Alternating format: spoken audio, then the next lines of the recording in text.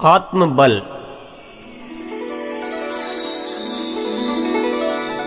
हर आत्मा में अक्षुण्ण बल है। इस बल का सदुपयोग हो जाए तो हर मनुष्य कमाल कर सकता है। वह अपने ही नहीं दूसरों के जीवन को भी धन्य कर सकता है। वह बहुत कुछ सृजन कर सकता है। हर आत्मा की अलग अलग विशेषताएं हैं, सबका अलग अलग स्वभाव है, सबकी अलग अलग सृजनात्मकता है। सबके लिए कोई एक मार्ग निर्धारित नहीं किया जा सकता। कोई दूसरा किसी के बारे में पूरी तरह जान भी नहीं सकता।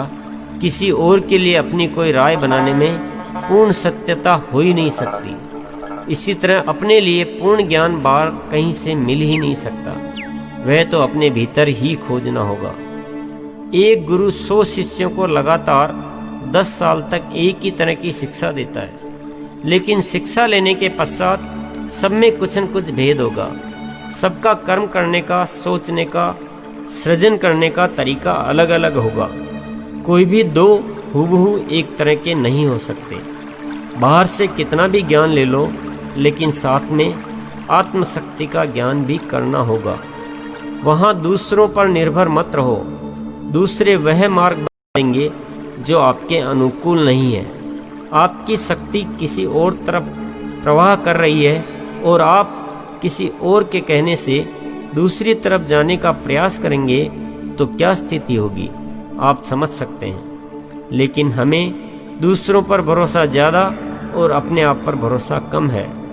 बात ये नहीं है कि दूसरे जो बात कर रहे हैं वह गलत है। वह सत्य भी हो सकती है, परम सत्य भी हो सकती है, बड़ी ही मूल्यवान हो सकती है, आपके लिए बड़ी उपयोगी हो सकती है। लेकिन वह कितनी ही मूल्यवान बात हो, उसमें एक अधूरापन रहेगा ही। यहाँ कहने का ये भाव भी नहीं है कि आप दुनिया में किसी को भी सुनना छोड़ दो। ये आपके ऊपर है कि आप किसे सुनना पसंद करते हैं, कौन आपको ज़्यादा प्रभावित करता है। यहाँ कहने के पीछे भाव यह है कि आप लाख बार से ज्ञान अर्जित कर लो, जब तक अपनी आत्मशक्ति का ज्ञान नहीं करोगे तब तक बात अधूरी ही रहेगी। हर इंसान के भीतर एक बहुत विशाल जगत है। बहुत सारी ऊर्जाएं हैं जिनमें लगातार प्रवाहित होने की प्रवृत्ति है। उनको रोकना असंभव है।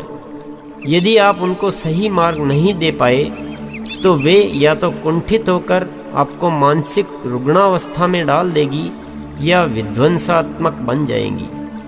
ऊर्जा हमेशा सृजन करना चाहती है, पर जब सृजन का अवसर नहीं मिलता है तो वह विध्वंस की ओर बहने लगती है। कई ऐसे मनुष्य होते हैं जिनमें ऊर्जा का वेग बड़ा ही प्रबल होता है। वह ऊर्जा ऐसा कुछ करना चाहती है जिससे सारा संसार जाने।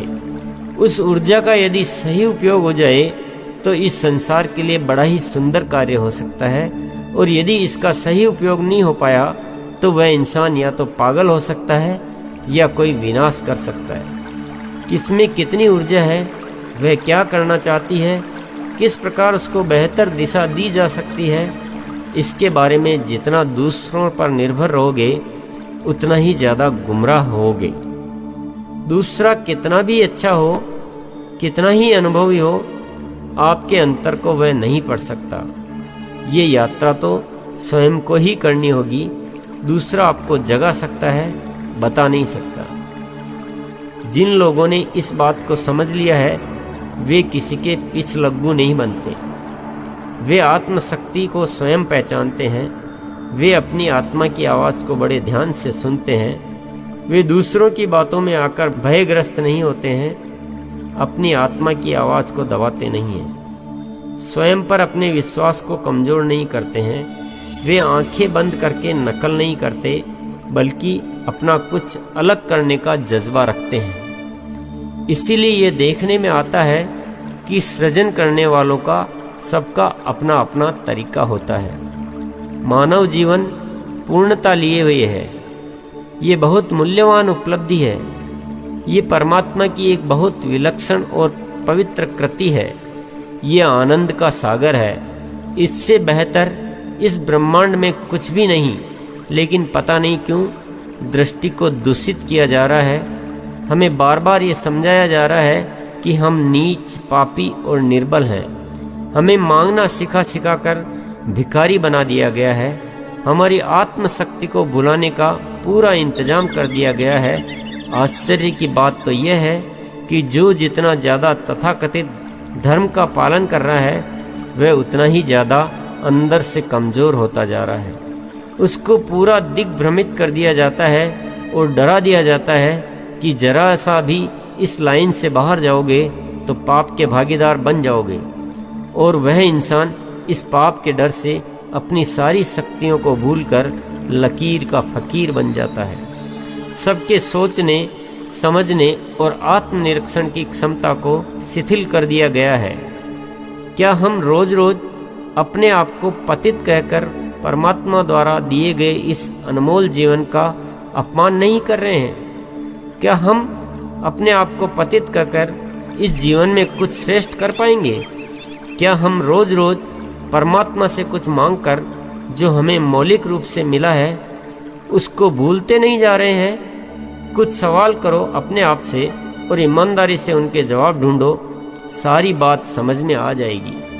अपने आप को पतित समझना सबसे गिरी हुई बात है। जैसा हम अपने बारे में सोचेंगे वैसे ही हम बनते जाएंगे। हमारे भीतर ये बात बहुत गहरे में बैठ गई है कि हम कमज़ोर हैं, इसीलिए हम सहारा खोजते रहते हैं। हम सोचते हैं कि किसी का सहारा मिल जाए तो शायद मैं अपने जीवन में कुछ कर सकूं। आपने अपने भीतर उस शक्ति को विस्मृत कर दिया जो जगत का निर्माण कर सकती है। आपने अपनी ऊर्जा को संकुचित कर लिया, सारा ध्यान इस बात पर केंद्रित कर दिया कि कहीं से कुछ मिल जाए और मैं बस उसका सहारा लेकर चल पड़ूं। अपनी जिम्मेदारी के दायरे को बहुत कम कर लिया। हम दूसरों की कहानियां बड़े गर्व से पढ़ते हैं पर कहानी बनाने की नहीं सोचते हैं। हम बस इसी इंतजार में बैठे रहते हैं कि कोई महान आएगा तो हमारी ज़िंदगी संवर जाएगी। हम पूरी तरह अपने आप को दूसरों पर निर्भर बना चुके हैं। हम ये मान चुके हैं कि मैं तो कमज़ोर हूँ, मुझ में इतनी सामर्थ्य कहाँ कि मैं अपने आप कुछ निर्णय लेकर, कुछ जिम्मेदारी लेकर कोई कहानी बना सकूं। हम हमेशा दूसरों से आशीर्वाद मांगते रहते हैं कि बस आपका आशीर्वाद मिल जाए तो ही मैं कुछ कर पाऊंगा, उसके बिना तो मैं कुछ कर ही नहीं सकता। ये शब्द सुनने में बड़े अच्छे लगते हैं पर ये इंसान को कमज़ोर बनाते हैं। ये उसकी दूसरों पर निर्भरता को बढ़ाते हैं। ये बात मन में बैठ जाती है तो इंसान हर असफलता में यही सोचता रहता है कि मुझे पूरा आशीर्वाद नहीं मिला, मुझे अभी और किसी का आशीर्वाद लेना है तब ही मैं सफल हो पाऊंगा। वह अपनी शक्ति को और जगाने की बात नहीं सोच पाता। आज से अपने सोचने का अंदाज बदलो। जो भी जीवन में मिला है उसका बस धन्यवाद दो और ये सोचो बस अब तो मुझे इतना मिल गया है, अब आत्मशक्ति द्वारा सफल होकर ही रहूँगा। अब मैं दुनिया से रास्ता जानने वाला नहीं, रास्ता दिखाने वाला बनूंगा। मुझे परमात्मा ने इतना शक्तिशाली बनाया है, इन शक्तियों का उपयोग मैं पूरी जिम्मेदारी से करूंगा और आप देखोगे कि अब आपकी पूरी दिशा ही बदल चुकी है। आपके विचारों में ऊर्जा आ गई है, नित्य नया सृजन दिखाई देने लगा है। जिसे आप सोच भी नहीं सकते थे उसे अब एक एक करके सच साबित करते जा रहे हो। बस किसी अहंकार में मत पड़ना, परमात्मा से कुछ मांगना मत, पर परमात्मा को धन्यवाद देते रहना। उसके द्वारा दी गई शक्तियों को धीरे धीरे पहचानने लग जाओगे, महसूस होने लगेगा कि उसमें कितना आनंद है। बस इसी राह पर चलते रहना, जीवन से दूसरों पर निर्भरता घटती जाएगी और आत्मबल बढ़ता जाएगा। अपनी शक्ति को पहचानने में दो बहुत बड़ी बड़ी बाधाएं हैं, साहस की कमी और डर। आदमी सोचता है जिस तरीके से मेरी पीढ़ियां चलती आ रही है, जिस तरीके पर पूरी दुनिया चल रही है वह सही ही होगा। भले ही उसके परिणाम गलत आ रहे हैं, वे दिखाई दे रहे हैं, पर सबसे अलग हटकर सोचने का साहस वह नहीं कर पाता। वह कभी कभी अलग राह के लिए सहमत भी हो जाता है पर फिर भी हिम्मत नहीं कर पाता। एक मान्यता बन गई है कि जिस काम को भीड़ कर रही है वह सही ही होगा, लेकिन सच यह है कि जिसे भीड़ कर रही है वह सही ही हो ये जरूरी नहीं। दूसरा है पाप पुण्य का डर। किसी बात का पालन नहीं करूं तो कहीं मुझे नरक नहीं मिल जाए, अगले जन्म में मुझे सजा नहीं मिल जाए, कहीं मैं इंसान से जानवर तो नहीं बना दिया जाऊं। ऐसी ऐसी कहानियां बना बना कर इंसान को इतना अधिक डरा दिया गया है कि अभी का नरक उसे दिखाई नहीं देता है, भविष्य का नरक उसे दिखाई देने लगता है। ये बात किसी को समझ में नहीं आती कि डर से बड़ा कोई नरक नहीं है। सिर्फ इस वजह से किसी भी लकीर को पकड़ लेना कि यह कहने से स्वर्ग मिलता है और यह करने से नरक मिलता है, हम अपने साथ कितना बड़ा खिलवाड़ कर रहे हैं। किसने दिए ये पैमाने? किसी ने कुछ भी कहानी बना दी और बड़े आश्चर्य की बात है कि पूरी दुनिया उसके पीछे लग जाती है। परमात्मा ने हमें इतना सुंदर जीवन स्वर्ग दिया है, वह दिखाई नहीं देता है। हम अपने ही कृत्यों से इस दुनिया को नरक में तब्दील करते जा रहे हैं, वह हमें दिखाई नहीं देता है। ये सिर्फ हम करते जा रहे हैं एकमात्र डर की वजह से। हम इतने ज़्यादा डर चुके हैं कि कोई भी हमें आसानी से डरा देता है, कोई भी कहानी हमारे ऊपर थोप देता है और हम उसके बड़े भक्त हो जाते हैं। कोई थोड़ी अच्छी कहानी बना लेता है तो हमारे लिए वह भगवान हो जाता है। फिर किसकी हिम्मत जो उसकी बात नहीं माने, बात नहीं माने तो नरक का भागीदार बनता है। डर के भी दो प्रकार है, एक कुछ अनिष्ट होने का डर या कुछ खोने का डर।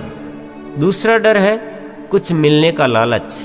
मैं ये करूँगा तो इतना फल मिलेगा, इस जन्म में इतना फल मिलेगा या अगले जन्म में इतना फल मिलेगा, नहीं करने पर ये सब छूट जाएगा। यह भी एक प्रकार का डर ही है। हमें कितना हिसाबी बना दिया गया है। धर्म में भी सौदेबाजी, इस हाथ दे और उस हाथ ले। ये कोई धर्म है? ये कोई आत्मा की आवाज़ है? यह तो निश्चित है कि डर की वजह से किए गए कार्य का अंजाम जो भी हो, पर डर अपने आप में बहुत बुरी बला है। ये किसी भी बुरे से बुरे नरक से कम नहीं है। ये अपनी आत्मा की हत्या है, यानी ये सबसे बड़ी आत्महत्या है। इसीलिए शायद कहावत बनी कि जो डर गया वो मर गया। शरीर को मार लेना तो सिर्फ शरीर की हत्या है, लेकिन डर के वशीभूत होना सबसे बड़ी आत्महत्या है। किसी की बनाई हुई लकीरों पर चलना जीवन की प्रकृति नहीं है। यदि किसी की बनाई हुई लकीरों पर चलने का प्रयास करोगे तो हमेशा भ्रांत अवस्था में रहोगे। जीवन निज की यात्रा है। अपनी आत्मा की आवाज़ को पहचानना सीखो और अपने मार्ग की स्वयं खोज करो। डरा हुआ इंसान हमेशा दुविधा में रहता है। जब उसे सत्य का पता लगता है तो वह कुछ अपनी आत्मशक्ति से निर्णय लेने के लिए सोचता है। जैसे ही वह सोचना शुरू करता है, डर उसमें व्यवधान पैदा करता है, अपनी ओर से कुछ करने की हिम्मत को पस्त कर देता है। वह कुछ निर्णय ही नहीं कर पाता और बड़ी दुविधा में पड़ा रहता है। दुविधा जीवन के लिए सबसे बड़ा अभिशाप है। दुविधा में रहने वालों जैसी बुरी दशा आप किसी की न पाएंगे। जिस प्रकार जो पत्थर बिल्कुल दाग रहित होता है वही हीरा कहलाता है। जरा सा भी दाग जो कि नंगी आंखों से भी दिखता न हो तो भी हीरे की कीमत को कम कर देता है। उसी प्रकार डर का जरा सा भी अंश आत्मशक्ति को कमजोर कर देता है। बहुत पुरुषार्थ के बाद, बहुत जीवन गुजारने के बाद हम निर्णय लेने लायक बन पाते हैं, लेकिन छोटा सा भी डर उस शक्ति को शून्य कर देता है। इसीलिए जीवन में कुछ पाना है तो अपनी आत्मा को सच्चा हीरा बनाओ। डर का हल्का सा भी अंश उसमें न आ पाए, तब आप देख पाओगे कि आपके भीतर ही कितनी बड़ी शक्ति का भंडार भरा पड़ा है। डर में यह हिसाब मत लगाना कि किससे डरना चाहिए और किससे नहीं डरना चाहिए। सीधी सी बात है, डर की वजह कोई भी हो, डर की वजह से किया गया हर कार्य गलत है। चाहे वह नरक का डर हो, पाप का डर हो, गुरु का डर हो या अपमान का डर हो। इस डर से कुछ करना कि नहीं करूँगा तो पाप लग जाएगा, ये सोच ही गलत है। वही काम आपकी आत्मा की आवाज़ से, भीतरी इच्छा से हो तो वह पुण्य है। किसी को इसलिए नमस्कार करना कि नहीं करूँगा तो नाराज़ हो जाएगा, क्या इसमें कोई आनंद है? जब कोई सामने आए और भीतर के भाव नमस्कार करने के लिए उमड़ पड़े, आनंद तो उसमें है। एक बार डर के पिंजरे से बाहर तो आकर देखो, फिर अपने कृत्यों का ईमानदारी से निरीक्षण करो, फिर अपने विचारों का निरीक्षण करो, तुरंत सही और गलत का भान हो जाएगा। आत्मशक्ति पूर्ण जागृत हो जाएगी। बस हमारी खोज होनी चाहिए। यदि हमारी खोज ही नहीं है तो स्वतः कुछ भी नहीं हो सकता। यदि विश्वास नहीं होता है तो ये देख लो कि आज तक जिन लोगों को हम अपने जीवन में महापुरुषों के रूप में जानते हैं, क्या उनमें